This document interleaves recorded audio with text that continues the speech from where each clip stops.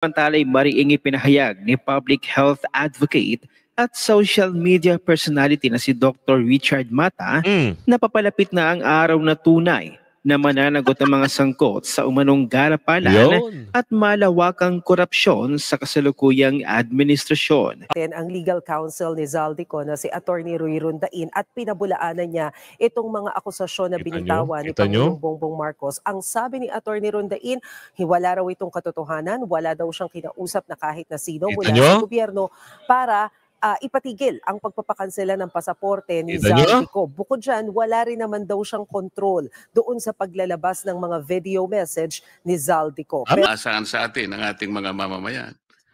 Ang Department of Foreign Affairs po may malaki ang kinalaman dyan sapagkat magta-transport kayo, magta-turn over kayo ng isang mamamayang Pilipino, nagkataon na dating Pangulo ng Republika ng Pilipinas, wala kayong nalalaman, hindi nyo alam ang nangyayari. Paano maniniwala ang tao sa inyo, Mr. President?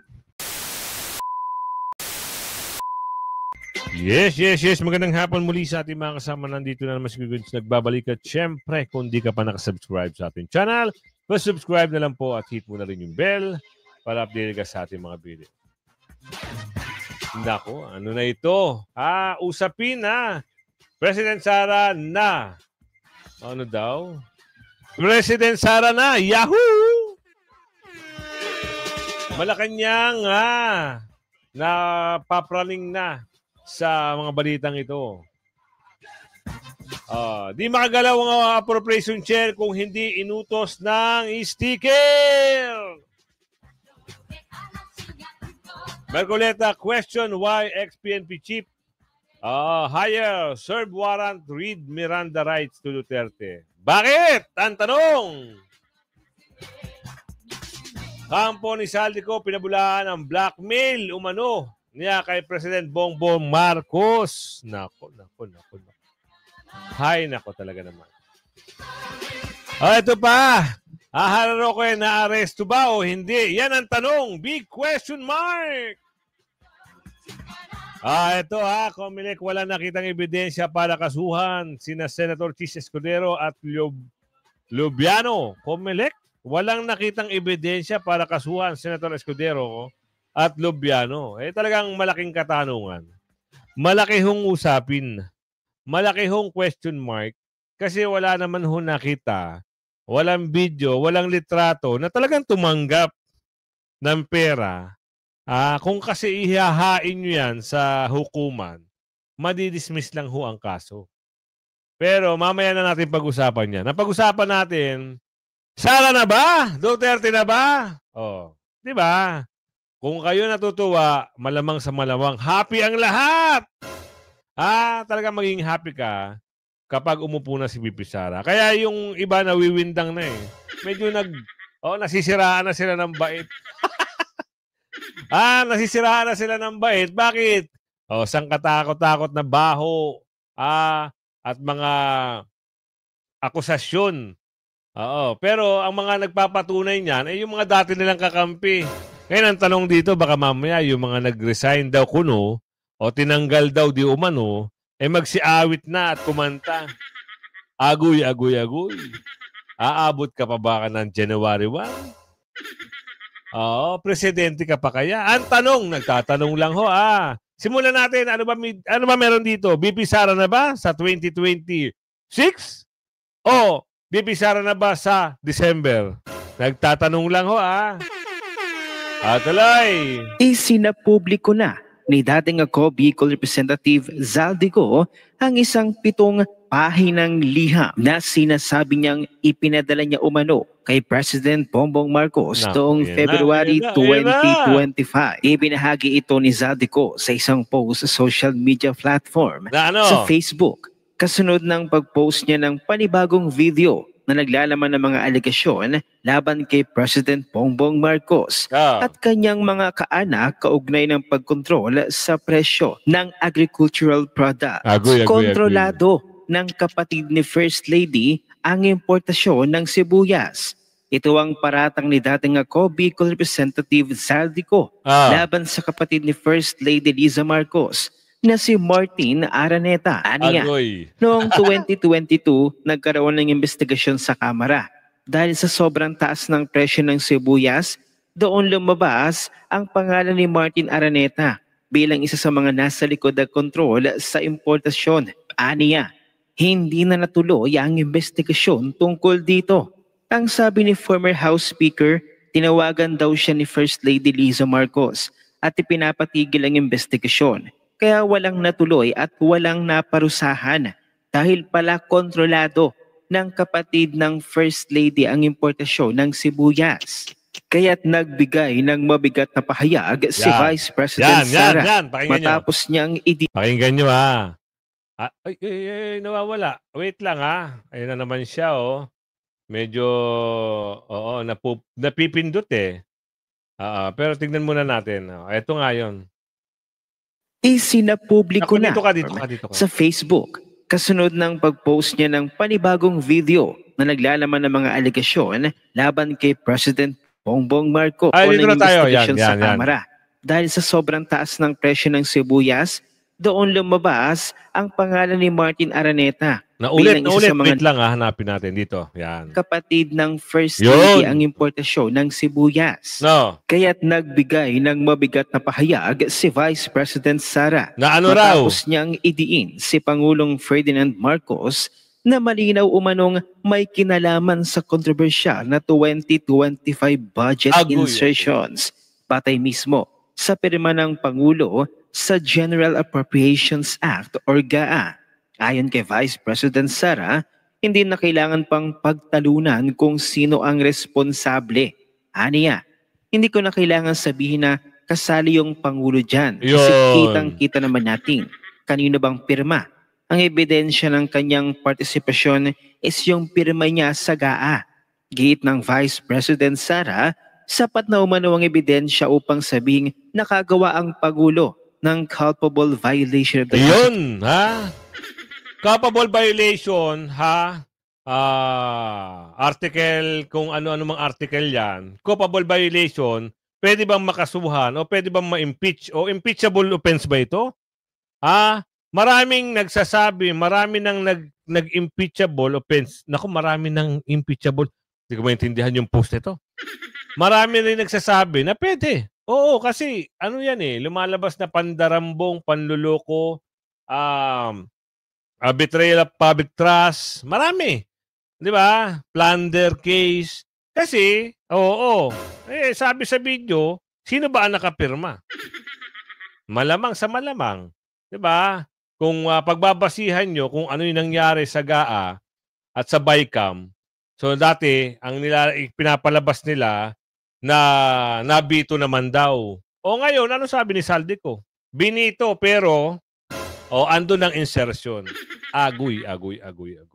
Paano na ito? Magsisinungaling pa ba kayo? Bibisara na. And betrayal of public trust. Yun na. Dalawa sa pinakamabigat na impeachable offenses sa ilalim ng saligang batas. Binanatan din niya si Marcos Jr. sa pag-iwas nito sa drug test. Bagay na iniuugnay ng ilan sa mga pahayag ng kapatid niyang si Senator Amy Marcos. Samantala'y mariing ipinahayag ni public health advocate at social media personality na si Dr. Richard Mata na papalapit na ang araw na tunay na mananagot ang mga sangkot sa umanong garapalan at malawakang korupsyon sa kasalukuyang administrasyon. Malalapit na yung tunay. Pero ito paalalahanan ko kayo. Huwag ho kayong basta-basta sasama dyan sa 30 na yan. Yan ho ay organisa ng mga taga-mountain. Baka may magalit na naman. Mga taga-mountain. So alam nyo naman ang panawagan ng mga taga-mountain. Saka matitigas ang ulo niyan. Sanay na sanay ang makipagbatuhan, makipagbugbugan, makipaglaro ng patintero, makipaghabulan. Ika nga. Wag na wag kayong sasama dyan. Hayaan nyo sila. Kasi ang panawagan niyan, pabagsakin ang mga korap, pabagsakin ang mga dorobo. Mantakin nyo sinasama nila si Bibi Sara. Kasama nyo si Bibi Sara, nasabi ba ni Saldico? Uulitin ko Sinabi ba ni Saldico na nagnakaw si Bibi Sara? Diyan sa mga statement niya sa video, sinabi ba? Wala. Diba? Walang ganun. Kaya wag nyo kaming paandaran. Kung pababagsakin nyo, kung sino gusto nyo pabagsakin, gawin nyo. Pero hindi sasama sa inyo yung mga nakakaintindi kasi nga kayo, alam niyo bakit? Mamaya, gumawa to ng mga eksena, sasabihin na naman ng gulo ang Bibi Presidente. Sasabihin na naman nila, binadgetan ng Bibi Presidente kung sino man sinasabi, kung gusto na idawit. Kaya kayo, mga Solid Duterte, huwag kayo sasama sa 30 dyan. Matitigas sa mga panganyan. Diba? Hindi, maikwento lang. Kasi minsan kasi na-misinterpret nila, akala nila, tigil na. Akala nila, yung 30 na yan, boses nga yan, boses nila. Ang problema nga dyan, matitigas nga ang panganyan. Hindi mo alam, baka mamaya gumawa ng eksena. Naalala nyo, gumawa sila ng eksena dun sa sa Ayala Bridge. Pati mga container van, kung ano-ano yung pinaglalaroan nila doon. Diba? Ganyan sila. Kung gusto nyo pasukin, bahala kayo sa buhay nyo. Pero ang credit nito, siyempre, kung halimbawa, nakubkub nyo nga, kunwari, for example lang makakwento lang. Halimbawa, nagtagumpay kayo sa mga hangarin nyo, napasok nyo, halimbawa lang ito sino ba mag-ano dyan? Uupo dyan, si Bibi Sara naman kaya bahala kayo sa buhay nyo. Doon sa mga Solid Duterte, huwag kayo sasama dyan sa 30. Bahala sila sa sarili nila. Sa gitna ng mga pumutok na revelasyon hinggil sa umunay 100 billion pesos budget insertions at cash-filled suitcases na ibinunyag ni dating Ako Bicol Representative Zaldico. Lantaran niyang ipinahayag na si Vice President Sara Duterte lamang ang may determinasyong papanagutin ang lahat ng sangkot. Aniya. Agoy. Bumaligtad na si Zaldico. Wait lang kayo. Maraming magbabaligtaran dyan. Hindi lang yan si Zaldico. Kasi ngayon, ang gusto nila kasing palabasin na si Zaldico ang punot dulo. Siya ang kurap. Hindi. Sumunod lang siya sa utos. Ang naging problema niya lang, naging siya ano ba yun? Parang accessories of the crime. Tama ba? Ano sabi rito? Duterte issue hounding. Tignan natin kung ano yung kwento rito. Kasi nagsalita na ito Sige nga, pasok natin. Sandro TV. Sandro Marcos. May insertion daw siya. Oo. Hindi niyo ba nakikita? Bakit hindi nakikita ng mga tao yun It's a matter of reading the... Ito parang voice of Bibi Sara. So pinakita lang. So ito raw, ang mamang ito, ano ko ba, kung totoo nga, na may insertion. Binulagar din ni Zaldico. Ito, patunay na si Bibi Sara ang nasa, voice of Sara Duterte, Philippine Vice President. Dapat hindi na pwede. Ganto, voice of Sara Duterte, PH President. Ganon. Diba? Wala na yung vice. Lahat ng ebidensya nandiyan sa budget. Nakikita mo ang insertions kasi nagpapalit siya from the National Expenditure Program. Pagdating mo sa GAA, iba na So, ibig sabihin, may nangyari in between the NEP and the GAA. Ano pa? Ma'am, na-mention mo previously na si Martin... Boses ni Bibi Sara yan, Pero kayong kapag si Zaldico lang kumuha ng government to daily yung mga kaso. How about Martin about this case? Kapag silang pantay na sa ilalim sa mga proseso? Of course, yes. Nabanggit ko noon, Martin Romualdez and Zaldico. Kasi yun yung based on my personal knowledge. Kasi ako nasasabi ng mga bagay na wala akong personal knowledge. So, ang binanggit ko noon, si Martin Romualdez at si Zaldico, dahil alam ko, based on my personal knowledge, na sila ang may control ng budget. Hindi makakagalaw ang chairman ng Appropriations Committee kung hindi siya inutusan ng Speaker of the House of Representatives. Yun! Natumbok, Si Bibi Sara mismo nagsalita. Hindi siya makakagalaw kung hindi utos ng chairman. Sino ba yung natutumbok dyan? Ulitin natin yung sinabi dito ni Bibi Sara. kung hindi siya inutusan ng Speaker of the House of Representatives. So, kung hindi siya inutusan ng Speaker of the House, o sino ba yun? Si Balulong. Ngayon, ang tanong dito, bakit hanggang ngayon wala pa ring kaso, wala pa ring patawag sa Senado, at wala pa ring warrant of arrest? Bakit bukod tangi lang si Saldico at yung mga kontraktor na ikinulong daw di umano pero nakatakip ang pagmumuka? Pero sa hearing, nakalantad ang kanilang mga pes habang ini-hearing. Bakit nung ipapasok na sa long kulungs ay may takpan na, nakamaskara na? Sila ba iyon? Totoo ba? Yan ang katanungan. Totoo kaya sila yon? Alakohin yung mga lelong niyo. Kampo ni Saldico pinabulaan ng pag-blackmail. Nako, eto ho yung binsahe ni Bungit-ngit kahapon. Kahit daw na maglabas ka na napakaraming video, Saldico, yung passport mo i-cancel pa rin. Yun yung sabi. Bakit parang nadadalas ata yung press con live at kung ano-ano? Bakit noon parang wala kayong pakialam? Bumabawi na ba? Tanong lang ho kaya pa ba? Tanong ni Aling Ledesma, totoo ba yan, Mr.? Pangulong Bongbong Marcos na sinubukan daw siyang i-blackmail ng abogado ni Zaldico. Tinanggi naman niya ng kampo ng dating kongresista. Live mula sa TV5 Media Center, nangunguna sa balita si News 5 Palace correspondent Maricela Lili. Kapatid, para saan daw itong tangkang pamba-blackmail umano sa Pangulo? Alam mo, Gigi, dun sa video message na ibinigay sa atin ng Malacanang ni Pangulong Bongbong Marcos, sinabi ng Pangulo na tinangka ng abogado ni dating Congressman Zaldico na i-blackmail siya.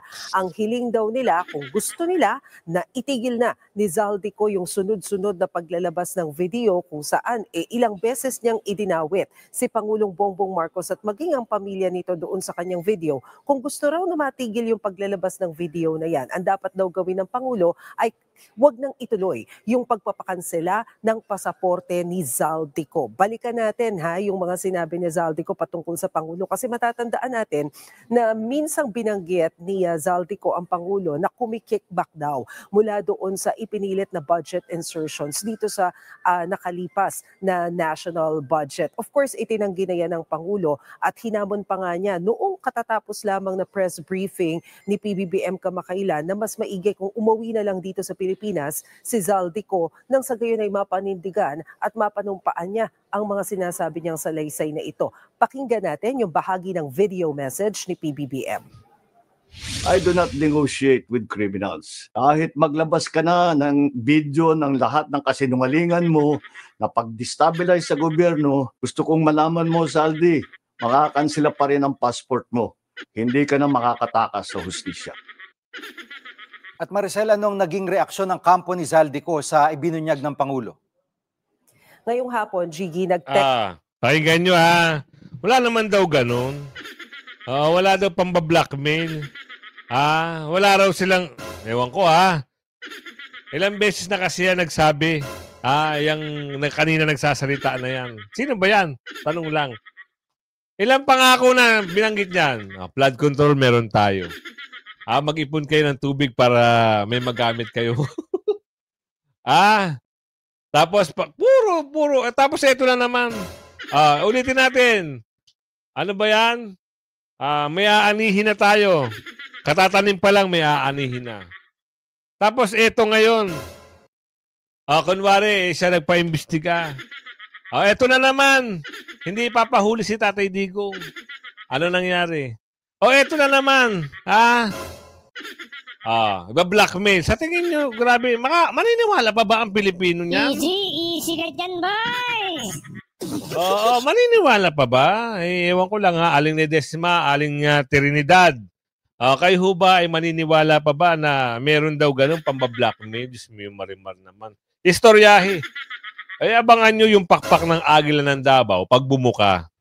Ngayon, pagkakataon yan, pwede nyong itanggi, pwedeng ganun.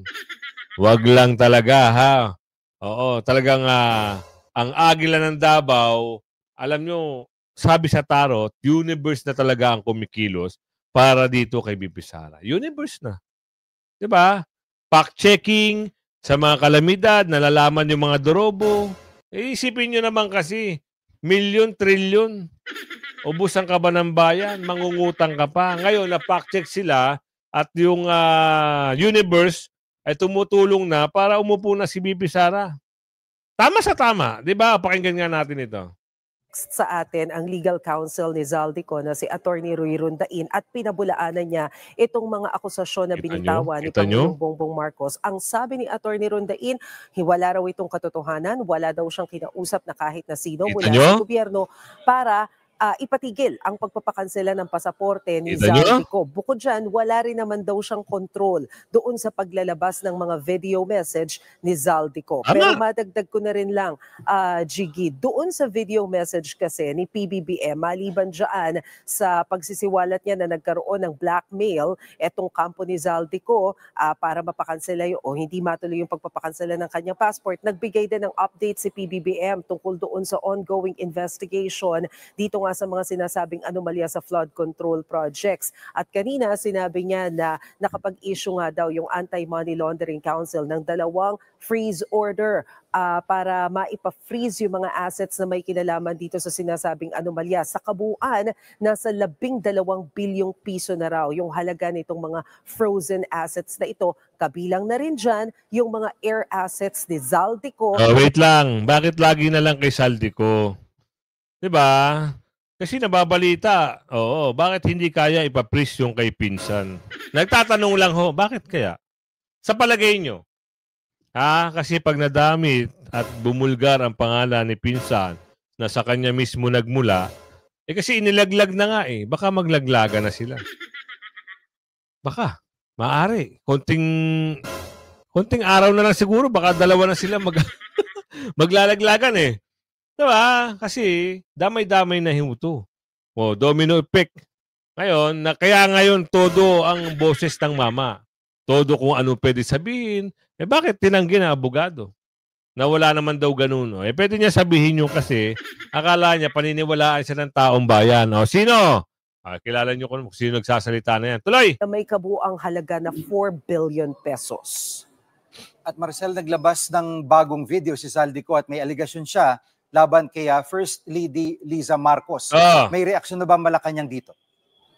Wala pang reaksyon tungkol dyan ng Malacanang, Jiggy. Pero tama ka, pagkatapos lamang ilabas ni Pangulong Bongbong Marcos yung kanyang video message, nag-post din ng video message itong si Zaldico sa kanyang mga social media pages. At sa pagkakataong ito, si First Lady Liza Araneta Marcos naman ang kanyang idinawit. Sinabi dito ni Zaldico na malaki daw ang kontrol ng unang ginang dito sa rice importers. Kaya nga daw, kung ito daw ay pagbabasihan doon sa report na nakita nila na hawak ni Agriculture Secretary Francisco Chu Laurel. Kaya nga daw nung tumaas ng husto yung presyo ng bigas, siya pa raw mismo ang nagsuggest kay dating House Speaker Romualdez na dapat investigahan. Pero tumawag daw itong siya Congressman Sandro Marcos, kinausap daw siya dating House Speaker para ipatigil itong investigasyon na ito. Napagsabihan pa nga daw si Secretary Chu Laurel na bakit nadidiin pa si FL dito sa usapin ng rice. Yun lang. Mabilis lang talaga.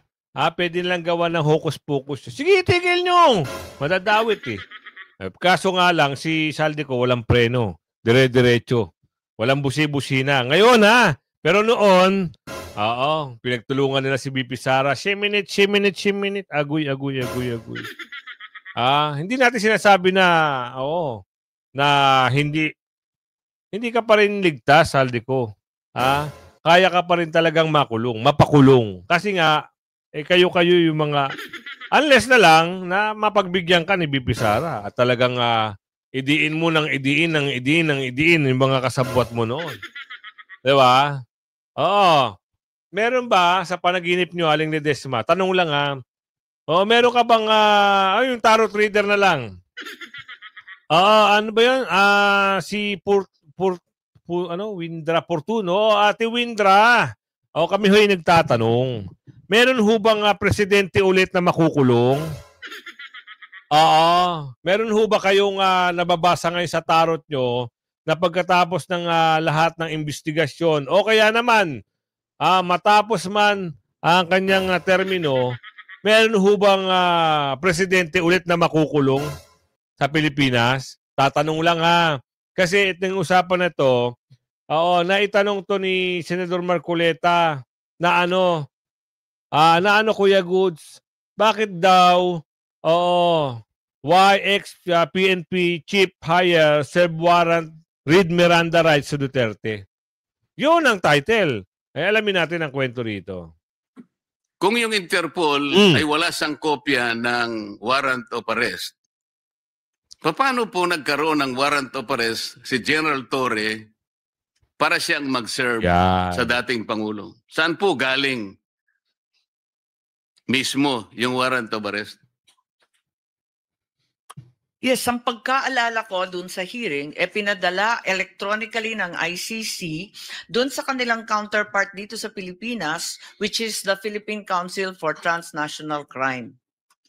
Yan nga po. If the local counterpart of the Interpol is the PCTC, sila po dapat ang nag-serve ng warrant of arrest. At sila din sana ang nagbasa ng Miranda rights. Ang nangyari po, baligtad eh.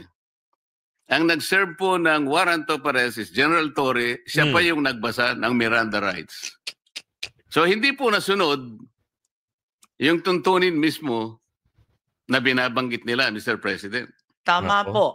At nagtaka rin po kami kasi ang nakita natin, yung nandun, si General Torre, sabay nung sinasabing Special Envoy, Ambassador Lacanilaw. At siya bigla ang may hawak ng ICC warrant at siya rin ang sumama kay dating Presidente Duterte hanggang sa The Hague.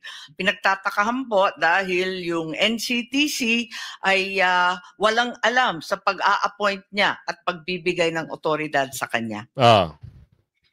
So sa mga tweet po, maski na sa ating local jurisdiction, Mr. President, yung pong mga sabina o mga court order, lahat po ng order ng korte, ang sheriff po ang nagdadala. Nagpapatulong lang siya sa pulis kung kinakailangan, pero hindi po pwedeng mawala yung sheriff. Dito po sa pangyayaring ito, yung sheriff, dapat yung executive order ay executive director ng PCTC ang nag-serve ng warrant at siyang dapat na nagbasa ng Miranda warnings. Tama po? Tama. Tama po. Lahat linabag po mula sa konstitusyon hanggang sa international law hanggang sa sariling batas ng ating bansa. Wala po bang sinabi o ginawa ang DFA, Mr. President? Alam po nila na ito'y tahasan na paglabag sa karapatan ng isang mamamayan. Huwag na nating sabihin siya'y dating Pangulo, kahit na po hindi dating Pangulo. Tama. Lahat po ng mamamayang Pilipino ay saklaw ng karapatan na nasasaad sa ating saligang batas. Lalong-lalo na po yung sinasabi nating no person shall be deprived of life, liberty, and property without due process of law. Yun ang dapat binigay kay Tatay Digong. Ang problema, sisipain pa nga, di ba? Ang tapang-tapang niya noon. Ngayon kaya, naku. Oo, kailangan mo ng mag-apply ka na rin ng papuntang Amerika. Kasi malapit na ang 2028. Kawawa ito si Hyer. Naku. Magbabayad ka ngayon. Sa lahat ng mga gumawa kay Tatay Digong noon, sigurado kayo. Pagbabayaran niyo yan. Oo, ay maniwala kayo sa akin. Hindi naman puro kwento na lang. Na ganun-ganire. Hindi pwedeng ganun. Kailangan, managot ang mananagot doon sa mga kumidnap kay Tatay Digong. Napapag-usapan lang ito, kaya nasasabi. Ito po, talagang walang due process. Tama. Nagsalita po ba o gumawa man lang ng aksyon ang DFA sa anumang kaparaanan para ito'y maipaalam natin doon sa grupo ng mga tao o opisina na gumawa ng bagay na ito laban sa dating Pangulong Rodrigo Duterte. Ang tanging nagawa lamang ng DFA, pagkat sila na rin ang huling nakaalam ng mga pangyayari, yung mga welfare check nung dumating na sa detention center ng The Hague ang dating Pangulo. dahil ang tumayong kinatawan ng DFA pati ng NCTC ay si Ambassador Lacanilaw. Yung welfare check, ginawa ng DFA tulad ng ginagawa nila para sa iba't ibang kababayan natin sa ibang bansa para sa physical, mental health, legal status, communication sa pamilya, humanitarian aid, access to counsel, at iba't iba pa. May base ito sa iba't ibang batas, pati international law at mga tratado natin. Subalit, ang alam ko, tinutulan po ito ng Duterte family, pati ng kanyang abogado, si Attorney Kaufman po. Yung po binabanggit ninyo, Mr. President, ay pagkatapos na ng pangyayari. Ang sinasabi ko, yung habang nangyayari, while the process is ongoing, yan. Ano po yung ginawa kung meron man? Ano ang sinabi kung meron man ng DFA dito sa ongoing and developing story? May kaugnayan nga po sa dating Pangulo mula sa kanyang pagkaka-aresto and brief detention in the Villamor Air Base until his eventual turnover to The Hague, Netherlands. As a principal agency of government, gusto naming malaman, meron po ba kayong in-advise man lang? Meron kayong ginawa? Kung meron man,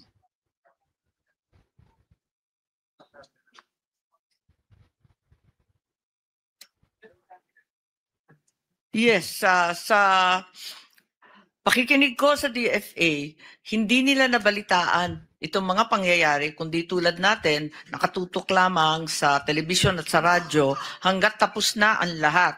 At sila ay pumasok lamang nung nandun na sa The Hague. At eto nga, sinubukan nga bantayan ni Ambassador Malay doon sa The Hague, Malaya, para sa mga welfare check na gagawin. Naku, yari ka ngayon. Tama po ba yung narinig ko, Mr. President? Hayer, hindi po yari nalalaman ng DFA ang nangyayari?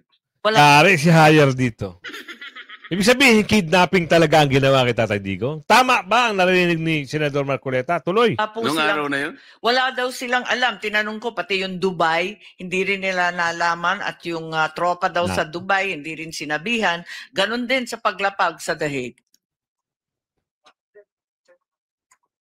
Kahit na po yung mga grade 1 pupils po, alam po nila yung nangyayari noong araw na yun. Bakit po ang DFA wala pong nalalaman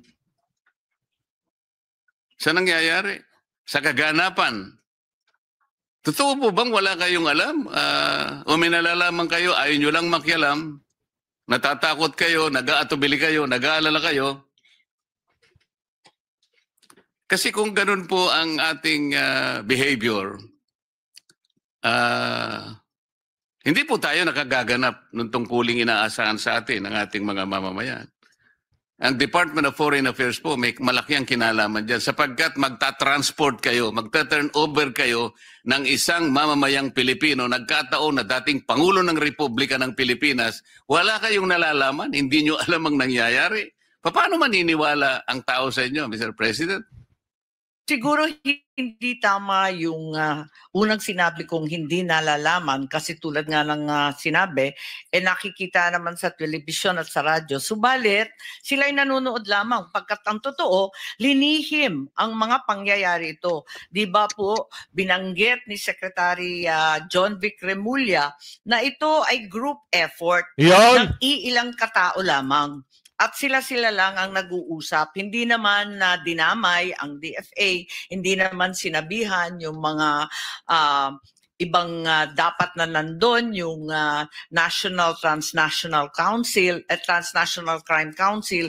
Hindi naman sila sinabihan Iilan lang talaga ang napiling nandun.